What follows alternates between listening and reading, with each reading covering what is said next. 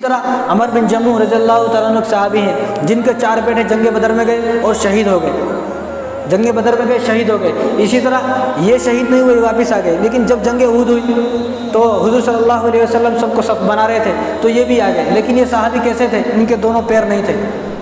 اب عمر بن جموح رضی اللہ تعالیٰ عنہ ایسے صحابی تھے کہ ان کے دونوں پیر نہیں تھے، اور یہ چڑیا بیساکھی جانتے نا آپ، تو بیساکھی پہ چلتے تھے۔ تو جنگ بدر میں جب جا رہے تھے جو 4 بیٹے تھے تو 4 بیٹوں نے روکا، والد صاحب آپ گھر میں رہیں، ابو جان ہم جا رہے ہیں نا۔ تو حضور سے شکایت کی، یا رسول اللہ یہ مجھے جانے نہیں دے رہے، یا تو آپ ان کو سمجھا ورنہ میں ان کو ماروں گا۔ تو حضور نے فرمایا ان کو 4 بیٹوں سے، بھائی یہ جانا چاہ رہے تھے ان کو جانے دو۔ جب گئے تو 4 بیٹے شہید ہو گئے، یہ واپس آ گئے۔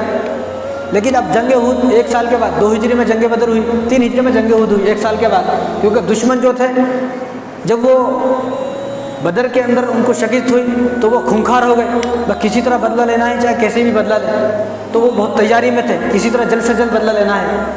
تو احد میں جب انہوں گئے، حالانکہ دونوں پیر نہیں ہیں، حضور سے فرمایا رسول اللہ مجھے جانا ہے، تو حضور نے فرمایا ٹھیک ہے۔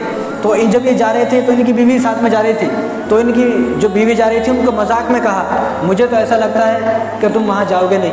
بیوی نے مذاق کے طور پہ کہا کہ تمہارے پیر نہیں ہیں، پہلے تو تم کیسے بچ کے آ گئے، لیکن اب مجھے لگتا نہیں، مجھے تو ایسا لگتا ہے تم بھاگ کر آ جاؤ گے۔ تو انہوں نے دل میں دعا کی، یا اللہ ایسا کر کہ میں واپس پلٹ کر مدینے نہ آؤں، احد سے پلٹ کر مدینے نہ آؤں۔ تو احد میں گئے، انتقال ہو گیا، شہید ہو گئے۔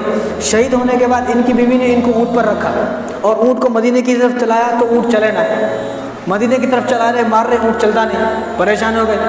تو صحابہ نے چلایا، سب چلایا، لیکن یہ بات حضور کے پاس پہنچی، یا رسول اللہ اونٹ نہیں چل رہا، کیا کریں؟ اب حضور نے بھی اونٹ کو کھینچا تو نہیں چل رہا اونٹ، حضور بھی پریشان ہو گئے۔